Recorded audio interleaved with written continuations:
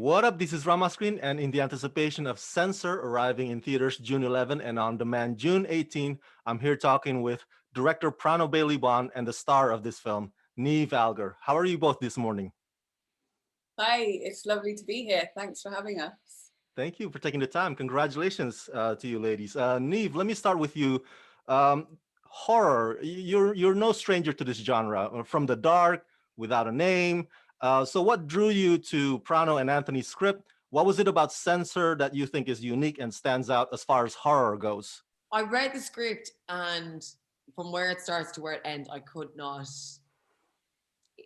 believe it. It was kind of like, oh, holy crap, I didn't see that happening. And that for me is always, it's so refreshing to actually read a script and not predict the ending, because usually you can kind of, you're kind of like, okay, I know where this is going, and I can see X, Y, and Z, and this is what's going to happen to the character. But with this, it was like, I got to the end, and then I rewinded like 15 pages and then reread it again. And I was like, oh crap, this is so cool. And just the character that, I hadn't seen portrayed before, especially by a woman, and the exploration of film censorship and this idea of repressed memory and psychological distortion. And if when you don't really have a blueprint of that, or seen it done before, it means that you get to create something audiences haven't seen. Prano, this is your feature directorial debut. Congratulations on that. A very excellent accomplishment. And I love this film's sort of retro, sort of grindhouse, old VHS vibe to it. Talk to me about adapting that tone and style for this movie. Did you draw some influences from anywhere? I mean, we shot the film on 35 millimeter because we're obviously recreating the 80s Britain, and for me and my cinematographer Annika Summerson, we really felt like this was the most authentic look for that period. But then when it comes to the kind of texture, I mean, this film is set or like partly inspired by the birth of VHS. Basically the birth of VHS in the UK led to like a boom in low budget horror being available, and these films could be watched in the home where people could rewind and rewatch the nasty bits over and over. And everybody in, the tabloid press and the politicians thought that this was going to spawn the next generation of murderers and psychopaths. So this is kind of the DNA of the film. But then thinking about like that texture of VHS for me when I was making the film was really important. Like, when you're the people that were kind of watching these nasties and making like second, third, fourth, fifth generation copies of like Texas Chainsaw Massacre were degrading the image every single time you make a new copy. And the really scary bits were extra grimy because they'd been rewound and rewatched. So there's something in that VHS texture that sort of is part of this era in horror. So for me, that had to be, a kind of element or a thread of the story and the look in this film as well. Were there any other 80s elements that you wanted to include but just couldn't somehow? Maybe, I don't see any leg warmers, of course. I mean, this is the thing, like, we kind of think of like the stereotypical 80s, don't we? And we think of like shoulder pads and perms and big ghetto blasters.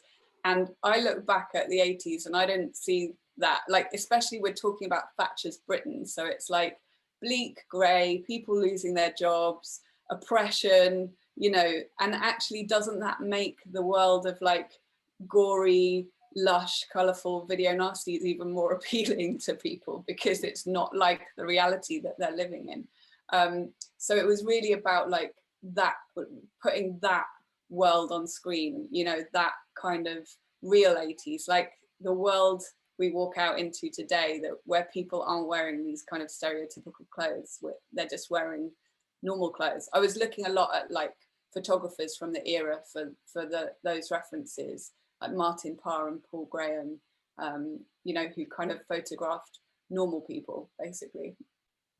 And Niamh, just curious, are you the kind of person who's easily squeamish, or can you handle watching gory, blood and guts, ultra violent movies in general? I'm an actor, and even though I know stuff is fake, it still freaks me out. Yeah, I can't. I'm so bad with horror films. I'm such a scaredy cat. Uh, I was so much better as a kid. I remember like I was like so desensitized when I was a kid. I used to just watch horror films and get a thrill out of being scared. And now it's like, oh my God, I don't need this. I don't need this anxiety in my life. Talk to me about Enid because she strikes me as distant. She's surrounded by her coworkers, but she'd rather keep to herself. And with that button-up blouse and those big glasses, she looks like a mysterious nerd. I mean that in a good way. What's your take on Enid? And what was that? What was that? What you were going for in your process of embodying her? Yeah, for me, Enid is like Prana would like describe her as like an onion. She's all these layers, and it's not just like a physical layer. There's all these like psychological layers of.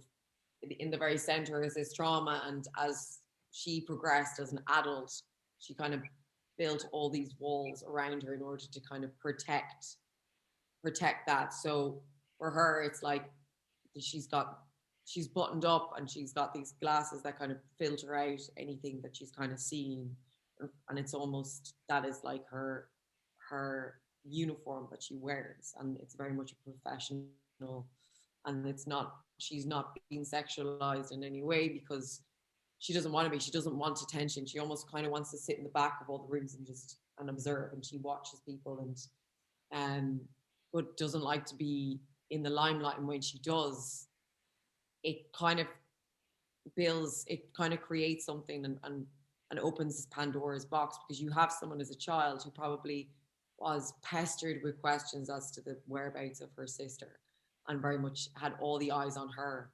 And then that's kind of, she almost has this PTSD. So when it all happens again, it's just unearthing this trauma. So yeah, there was all these there was so much to work with the character. I was blessed to just keep on digging and digging and creating um, more complexities for the character to play with in scenes. She's definitely on the other opposite end of the spectrum from your Raised by Wolves character, strikingly different, which is a testament to you as an actress, most definitely. And finally, Prano, what is your stance on censorship? Is it a necessary evil, or does censorship hurt creativity? Does censorship hurt the art of filmmaking? I think that censorship does hurt creativity. Yeah, that's my stance. I guess there are places where I draw the line.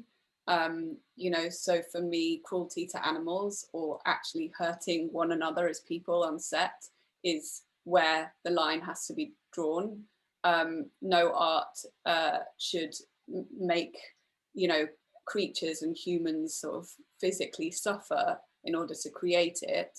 But I do think it's important that artists have freedom of expression. So that's my side, my stance on that. Thank you for sharing that. For my fans at home, everybody go check out Censor, arriving in theaters June 11 and on demand June 18. Prano and Niamh, thank you for talking to me and congratulations. Thanks, Rama.